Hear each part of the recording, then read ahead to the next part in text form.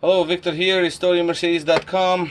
Two throttle bodies from V12 SL600 from Indiana. Ghiat, that's for you. Now, first things first, the throttle bodies you sent me, first of all, they look really nice. It looks like it's a low mileage units, both of them. Carbon deposits are minimal. That's number one. Number two, linkages are also very clear, so I mean clean, in there's no residue of oil or anything. Very nice. Also, it seems like units are low mileage. These are the newer style with small bolts, so these units have issues with motors, but nonetheless we're going to energize all three of them. We have an Egas module, we have both throttle bodies. All right, now first thing I want to say is that the linkages, I mean one of them, this is the throttle linkage, and the return spring both came attached to throttle body, driver side. Okay, so these obviously are very important, so I'm going to remove them. I'm gonna include them back with throttle body when I mail them back. So just make sure that you do install the spring and obviously linkage you will need. All right, I mean you can't install the throttle body without linkage. I mean there's gonna be no activation. I have it connected here on my bench. I have the power switch over here, so let's put the power on. Oh my goodness. Wow. Okay. This is funny. Never seen this before, actually. This is the first. Oh, almost. There it goes. There we have it. This was an extreme case, to be honest with you. You're not supposed to do this, but we clearly see a problem. This was crazy. I mean, I'm laughing, but it's just like, that's it. Oh, that's it. No more. Because this is clear indication of some sort of shorting, and we're obviously not supposed to have shorted throttle bodies connected to the Egas module. But when I get the set, I mean, I do want to see what I see. I want to see, at least to try them on and see what happens. But obviously here we have some shorts going on. Let's try it again. Nope. All right, give me a second. I'll get me a knife.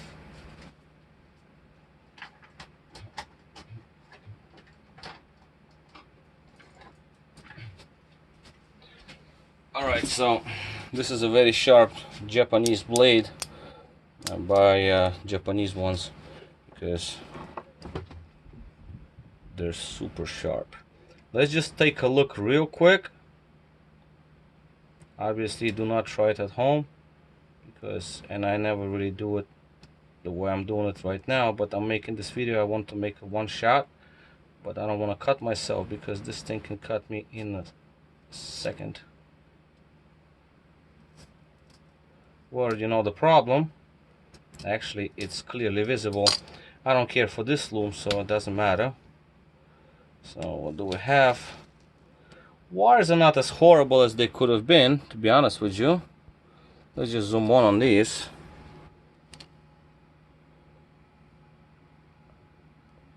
They're falling apart all right, but not as bad as I could. I mean, I've seen way worse. All right, so these are just falling apart, but nonetheless this is where we are. So at least I see a problem here. You saw a problem there with activation, so we know that first things first, wires have to be replaced.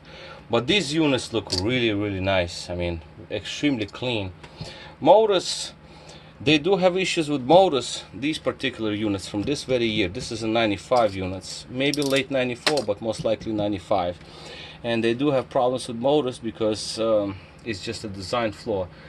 At this point, I'm going to first do the wiring, and when I take them apart, then I will check up on the motor. It's like by feel, you feel the motor, like, you know, you see, like I have this feel to it. And I've seen so many good and bad ones, and I will just make a determination if motors are okay or not. But given the condition, they seem to be in really good shape. So most likely motors are okay. But nonetheless, if you want to check them out, clean them up internally, I can always do that. But we need to also know the mileage, because if the miles are low on these units, then we can keep the motors the way they are, not touched. But if miles are, I would say like 30,000-40,000, I can leave the motors. Although I have the set of throttles with 52,000 miles and one motor failed. It's just like you never know. So yeah, so this is it. This is initial look. Egas seems to be okay. As a matter of fact, let's do this. I'm gonna unplug your units from my bench. I mean, obviously we know what's wrong with them now at this point. Both of them need to be rewired regardless. Let me put them on the bench.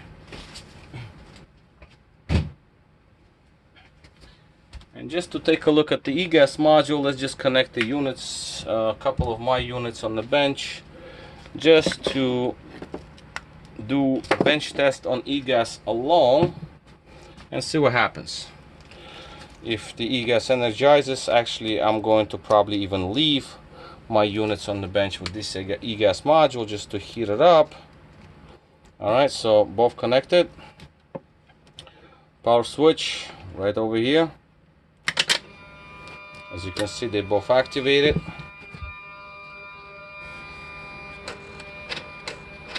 They stay energized. So that is more important than anything else, just to make sure that Egas module is alive, because that's extremely expensive part and very hard to come around and expensive to repair also on top of that. So I'm going to leave Egas module energized with my bench test units, let it just be active for quite a long time and warm up. And if everything checks out fine overnight, then most likely Egas module is okay. So that's how I'm gonna leave this setup. But throttle body wires are bad, they have to be done. Alright, so this is it for me. We have an initial look, and next time I'm going to have a test of both units already rewired and checked out and repaired. Victor here, RestoringMercedes.com. Thank you for watching.